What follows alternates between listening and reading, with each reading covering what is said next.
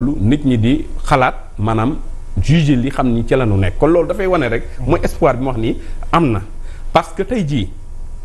bu fekkee ñun amagul 2 ans ci pouvoir nit ñi di xalaat di def tirer un bilan. attentes yi di gën ci kon c'est parce que yaakaar ji fort na te li ko sabab mooy seen jëfin ak seen waxin bokk na ci li xam ni tax na tey Sénégal yi seen xel daal wax naa la ni la moom xam naa ni au profond fond de lui xam na bu baax ni ñaar yi ma tudd rek doy na sëkk bilan mooy ci maanaam réewum Sénégal parce que nag aussi leen dafay baax ma bala ma àgg sax développé loolu xam nga boo xoolee les pays asiatiques fi nu jaar ba agsi fi nu àgg li ko sabab mooy ñoom bi ñu hérité situation yi désastreuse ci seen réew dañoo toog ñu xool waxtaan gis ni seen réew kat pour ñu mën koo maanaam jógele ci situation bi mu ne faaw ñu bâtir de nouvelles bases man cher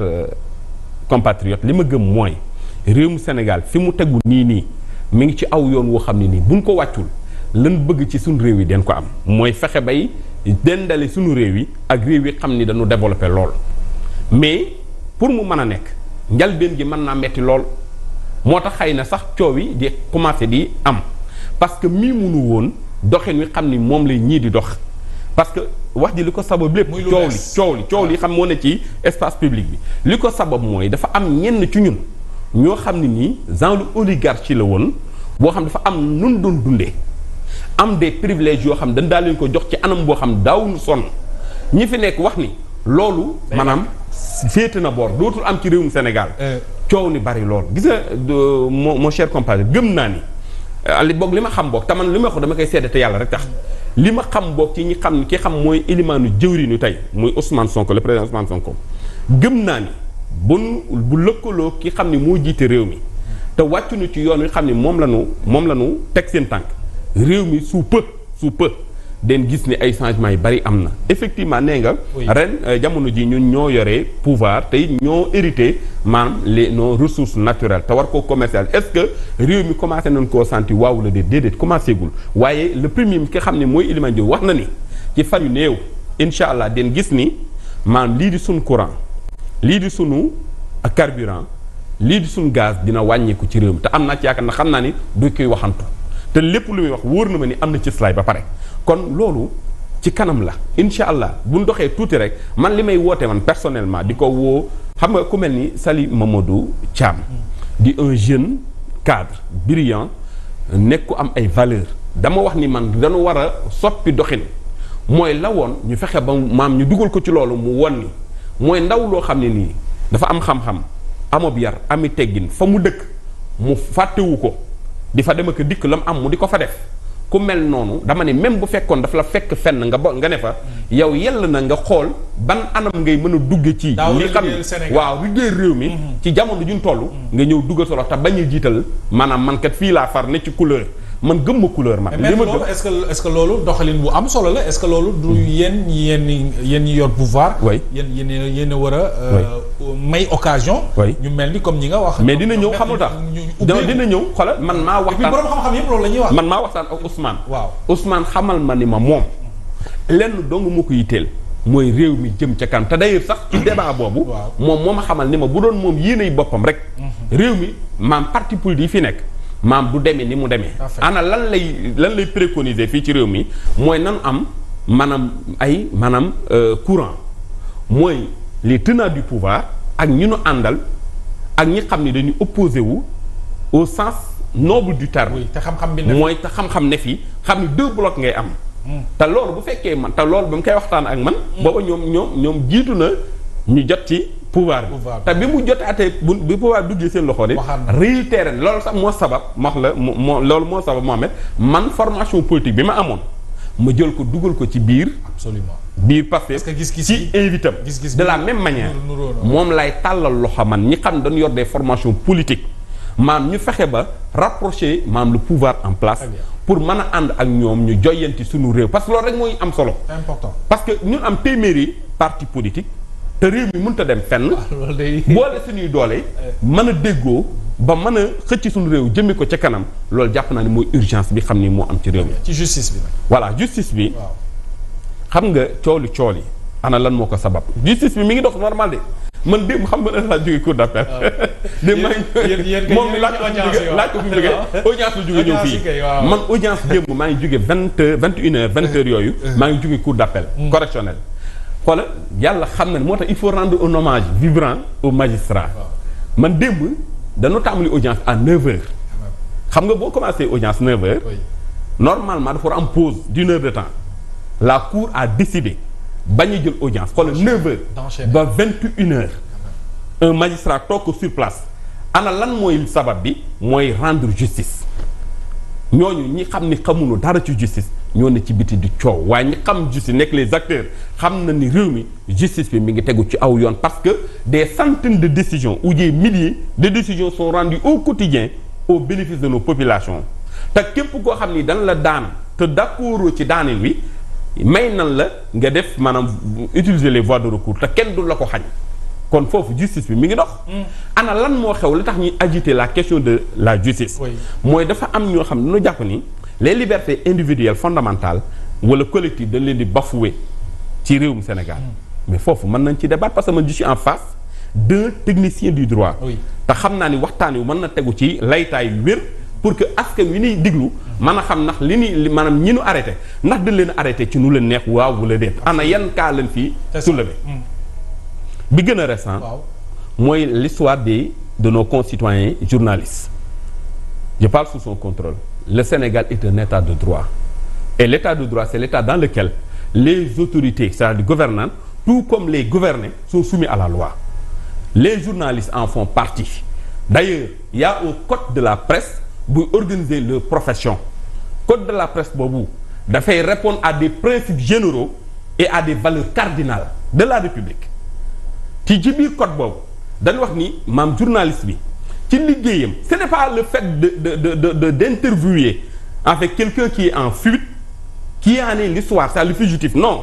ce qui est incriminé par contre mooy le fait d'entraver la justice parce que les dossiers en question le dossier en question c'est un dossier qui est pendant devant la justice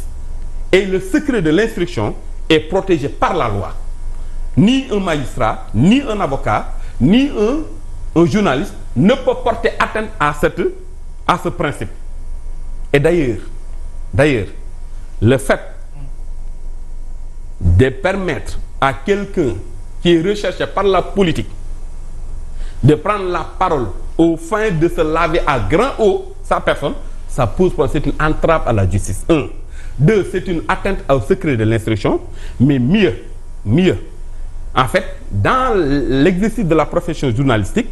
mais le journaliste est d'une obligation légale en fait de respecter l'ordre public comment vous pouvez comprendre Mohamed un fugitif soi-disant